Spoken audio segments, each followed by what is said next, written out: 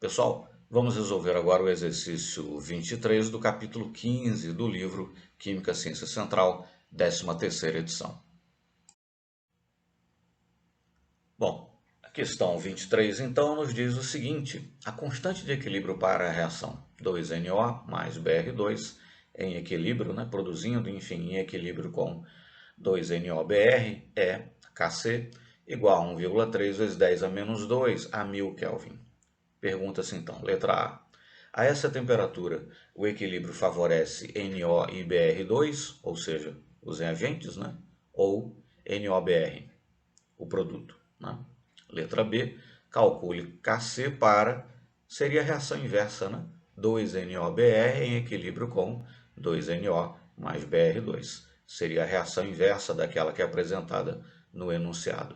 E na letra C, calcule Kc para NOBr, produzindo NO mais meio de Br2, tá certo? Então vamos lá. No canto aí direito do slide eu coloquei um quadro, com relações entre constantes de equilíbrio, que são justamente a que nós vamos utilizar aqui para resolver essa questão 23, tá certo? Então vamos lá. Letra A. A essa temperatura, 1000 Kelvin, o equilíbrio favorece NO e Br2, ou seja, os reagentes, ou NOBr, o produto. Bom, a constante de equilíbrio é da ordem de 10 a menos 2, é um número menor do que 1. Isso significa dizer que o equilíbrio está, por assim dizer, mais deslocado em direção aos reagentes do que os produtos. Então, a essa temperatura, no caso 1000 Kelvin, nesse equilíbrio, o equilíbrio favorece, os reagentes, ou os reagentes são favorecidos nesse equilíbrio. Então a resposta, essa temperatura, o equilíbrio favorece NO e Br2 ou NOBr, Em suma, os reagentes ou os produtos? Os reagentes, NO e Br2. Eu sei disso por conta do valor da constante de equilíbrio, que é um valor aí menor que 1.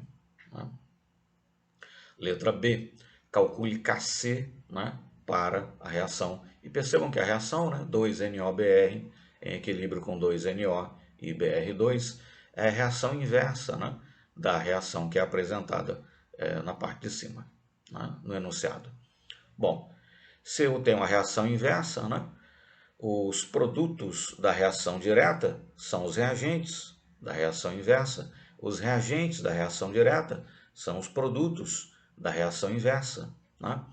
Moral da história: a constante de equilíbrio para a reação inversa será o inverso da constante de equilíbrio para a reação direta.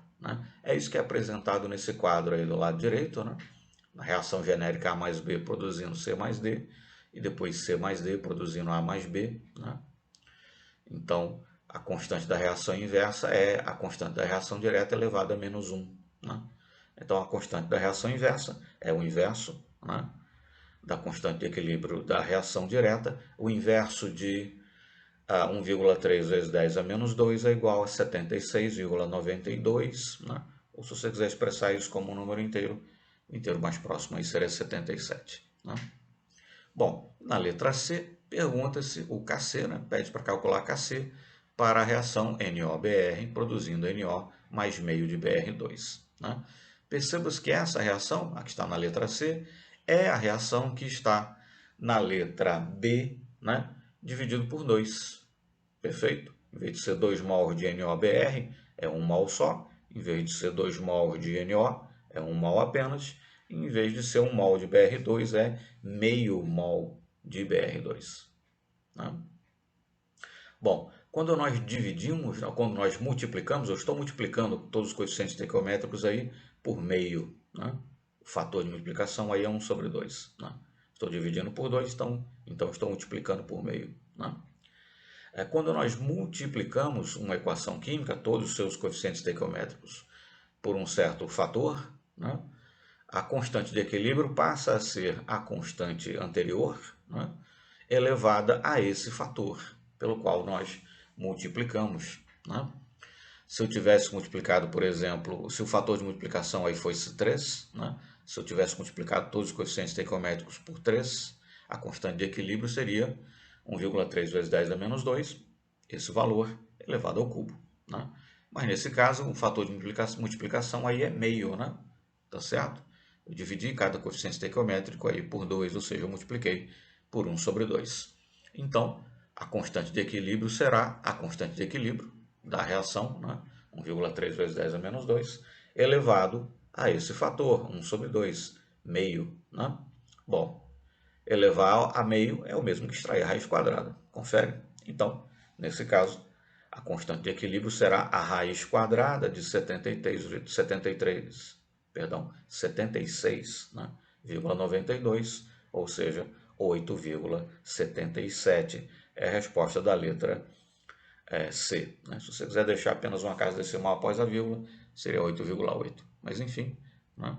É uma propriedade, né, que é consequência daquele fato, né, de que a constante de equilíbrio é expressa como o produto da concentração molar dos produtos dividido, né, pelo produto da concentração molar dos reagentes, cada uma dessas concentrações elevadas ao seu respectivo coeficiente estequiométrico, né, ou, no caso aí de espécies, né, reagentes e produtos no estado gasoso, no lugar das concentrações molares, podemos empregar também as pressões parciais, mas enfim.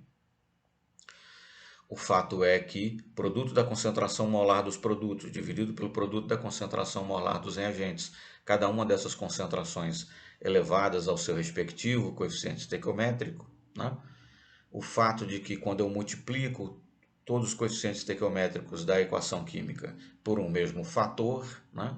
Então a nova constante de equilíbrio, por assim dizer, será simplesmente a constante anterior elevada a esse fator, né, pelo qual eu multipliquei todos os coeficientes estequiométricos. Mas, enfim, aí seria simplesmente uma consequência matemática, né, meramente matemática, enfim, tendo por base a forma como, né, a expressão da constante de equilíbrio é matematicamente expressa.